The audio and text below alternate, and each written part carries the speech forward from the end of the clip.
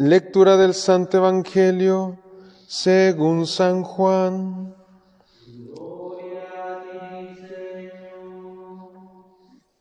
Juan capítulo 8, versículo 21. En aquel tiempo Jesús dijo a los judíos: Yo me voy y ustedes me buscarán, pero morirán en su pecado. A donde yo voy, ustedes no pueden venir. Dijeron entonces los judíos: ¿Estará pensando en suicidarse y por eso nos dice: a donde yo voy, ustedes no pueden venir? Pero Jesús añadió: Ustedes son de aquí abajo y yo soy de allá arriba. Ustedes son de este mundo, yo no soy de este mundo. Se lo acabo de decir. Morirán en sus pecados, porque si no creen que yo soy, morirán en sus pecados. Los judíos le preguntaron entonces: ¿Quién eres tú? Jesús les respondió: Precisamente eso que les estoy diciendo. Mucho es lo que tengo que decir de ustedes y mucho que condenar. El que me ha enviado es veraz, y lo que yo le he oído decir a él es lo que digo al mundo. Ellos no comprendieron que hablaba del Padre. Jesús prosiguió: Cuando hayan levantado al Hijo del Hombre, entonces conocerán que yo soy y que no hago nada por mi cuenta. Lo que el Padre me enseñó, eso digo. El que me envió está conmigo y no me ha dejado solo, porque yo hago siempre lo que a Él le agrada. Después de decir estas palabras, muchos creyeron en Él. Palabra del Señor.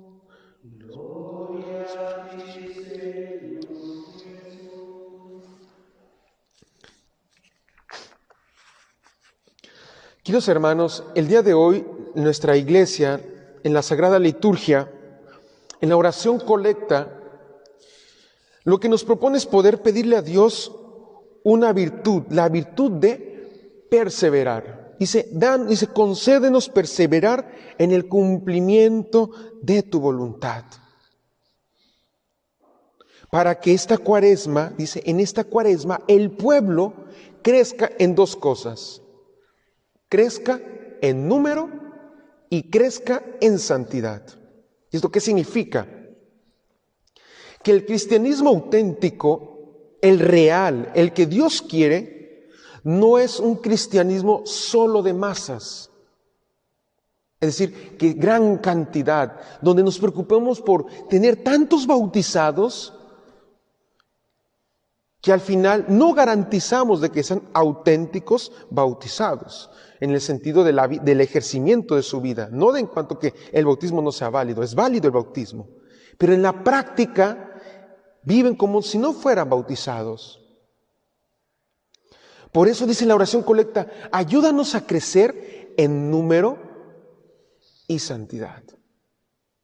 Hoy la iglesia nos pide que ofrezcamos a Dios esta Santa Misa, pidiéndole a Dios que nos conceda hacer eso. Ahora bien, en la primera lectura está plagada de gestos interesantes, porque el pueblo viene saliendo de Egipto. Y si algo podemos decir es que es un pueblo renegón, un pueblo chillón. No, que por qué estábamos bien allá en Egipto. Siempre está el anhelo del pasado. Aunque a veces Dios en nuestra vida se ha manifestado, nunca falta quien a veces todavía anhela la zona de confort del pasado, ¿no? Ustedes recordarán aquel pasaje de los discípulos de Emaús. Los discípulos de Emaús regresan a Emaús cuando su misión estaba en Jerusalén, pero por falta de comprensión de quién es el que está frente a mí, hace que uno retorne. Y dice la palabra que el pueblo venía saliendo de Egipto. Vean el proceso. Sale de Egipto, cruza el mar. Dios, número uno, se manifiesta al liberarlos. luego al cuidarlos del mar, luego llevarlos al monte Horeb y ahora pasar el desierto. El pueblo muy feliz, salimos de Egipto, ahora sí, somos libres. Llegan al mar y ven que se abre, Dios nos acompaña, Dios nos protege. Pero cuando se trata de pasar por un desierto, ya no nos agrada mucho la idea, nos desagrada. Pero el desierto es símbolo de la soledad y la sequedad, pero no siempre el desierto es símbolo de la ausencia con Dios, sino de la posibilidad de poder encontrarme con mi Padre. Las quejas del pueblo de Israel por estar en el desierto vienen, ¿saben por qué? Porque estaban acostumbrados a lo que llamaríamos una zona de confort. Estamos bien. Y cuando viene un desierto, no nos gusta, nos desagrada, nos causa conflicto, ¿no? Se nos olvida, por lo tanto, que el ser del pueblo elegido por Dios significa vivir en Egipto, un Antiguo Testamento, ser liberados de la esclavitud del pecado, cruzar por el mar. La figura del mar en la Biblia simboliza problemas, dificultades. El Señor abre el mar, me libera del pecado, se abre paso entre los problemas y llega al desierto, que es el lugar de purificación. Por eso ningún cristiano puede pretender decir, yo quiero llegar al cielo pero no quiero sufrir. Yo quiero ser buen cristiano pero no puedo pasar un problema. Yo quiero vivir como santo pero no tengo dificultades. No se puede. Es impensable querer brillar sin haber sido pulido. No se puede brillar sin haber sido pulido. ¿Por qué? Porque el pueblo se queja. Primero, murmura contra Moisés. Y ojalá se quedara ahí, sino que murmura contra Dios. Es ahí el problema. Porque nos agradan, ¿qué cosa? Nuestras seguridades. Nos agrada estar seguros en las cosas. Yo recuerdo que en los inicios como apóstol de la palabra, uno experimentaba ciertas carencias, ¿no? Te ibas a misión, te tocaba dormir en el suelo, te tocaba dormir en la capilla, en las bancas, no había camas, ¿no? Ahora, los nuevos misioneros, no, que si no tengo cama me molesto, que comodidades. Misioneros chafas, maletas diríamos, ¿no? Que no quieren sufrir porque la zona de confort. Hoy, en la circunstancia en la que estamos viviendo, el cristianismo, si bien no está siendo perseguido en el sentido de matar una persona a otra, pero sí está viviendo la carencia de los sacramentos. Está viviendo la sequedad, el desierto de los sacramentos. Y da tristeza cuando escucha uno, en los primeros días de esta contingencia, cuántos católicos ultraconservadores que decían, no, la comunión en la mano no, aunque lo mande la iglesia, no. Y había gente que decía, yo de recibir la comunión en la mano como lo mande la iglesia, no, prefiero no comulgar. No puede existir un corazón más corrompido que aquel que crea que es un ayuno eucarístico correcto, cuando en el fondo lo que gana es el orgullo, es la soberbia de creerse maestro de la maestra que es la iglesia. La iglesia es mater, dice en el dicho latino, mater et magistra, madre y maestra de la humanidad. Por eso, qué difícil es aprender a dejar nuestras propias seguridades. El pueblo de Israel en el fondo todavía tenía el cordón umbilical con Egipto.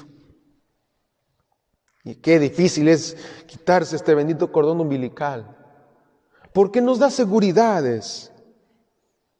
Qué difícil es aprender a dejar los Egiptos, el Egipto de la comodidad económica, el Egipto de la propia opinión, el Egipto, ¿no?, de las propias seguridades personales, materiales o de actitudes. Pero salir de Egipto, queridos hermanos, implica cruzar mares.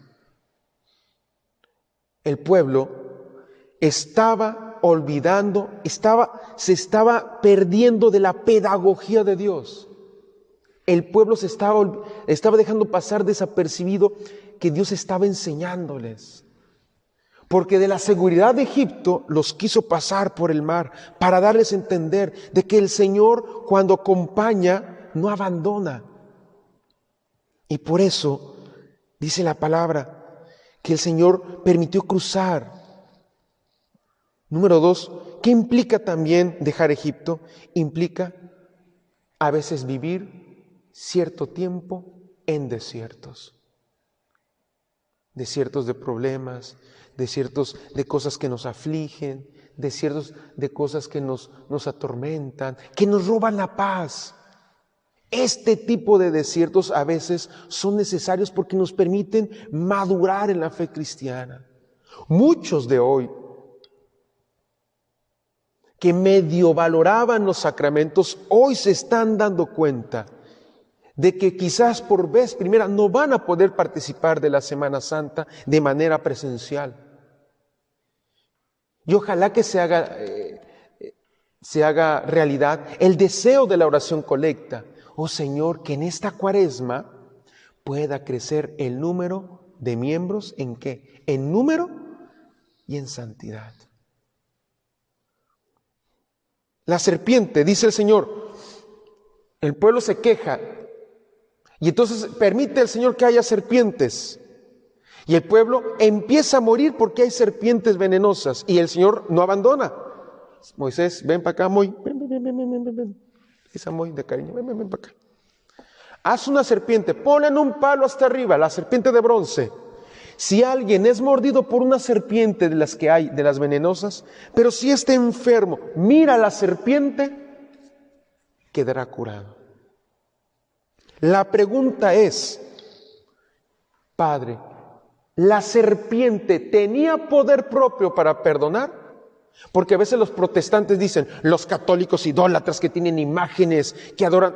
No, ya usted ya empezó y usted ya se salió del calcetín. Estás mal. Nosotros los católicos no adoramos las imágenes, las veneramos, que es decir, respetamos. Solo un católico que esté mal de la cabeza va a pensar que la imagen me va a hablar. Hay que tener bien en cuenta para nosotros los católicos que las imágenes representan, no es que tienen el poder para hacer milagros. El milagro lo hace Dios por intercesión del santo a quien yo frente a su imagen rezo.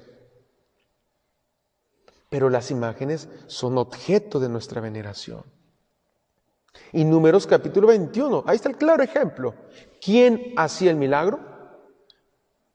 ¿Acaso era la serpiente la que tenía poder propio?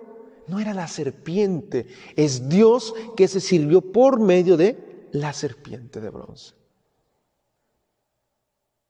Y al final, el Señor da un signo.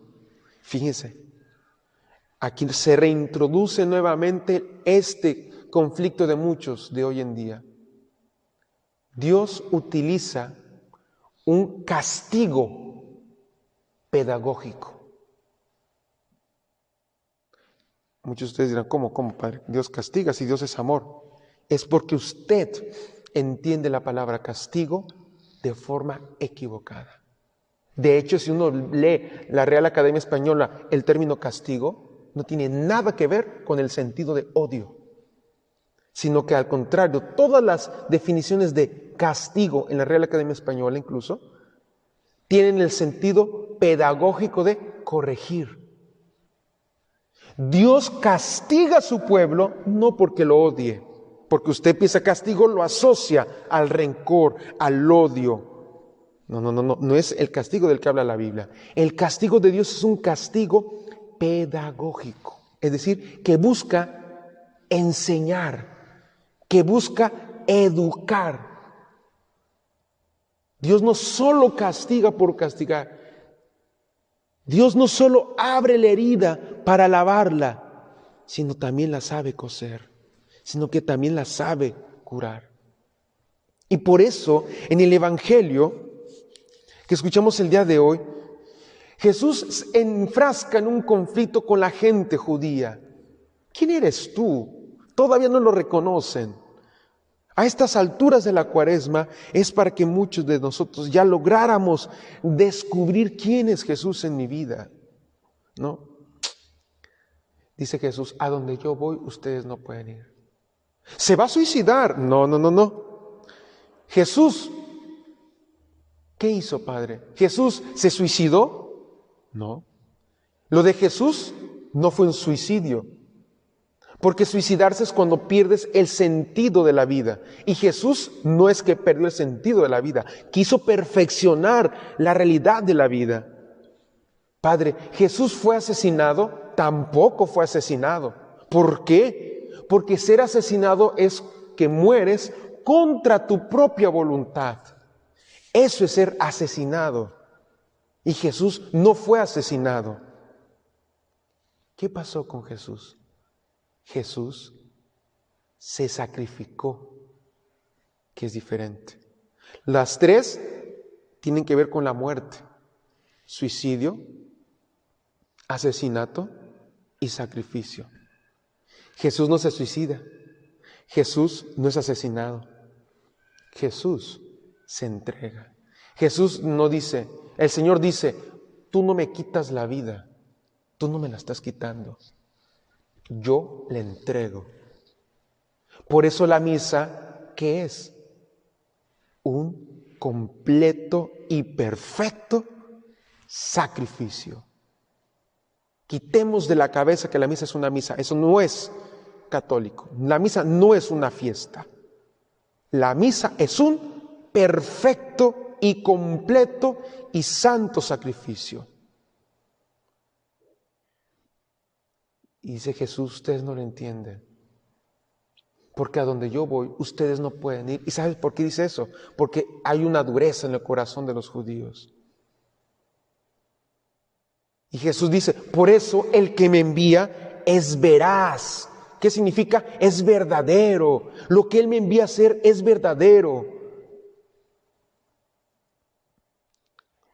Jesús dice al final, cuando hayan levantado al Hijo del Hombre, entonces conocerán que yo soy.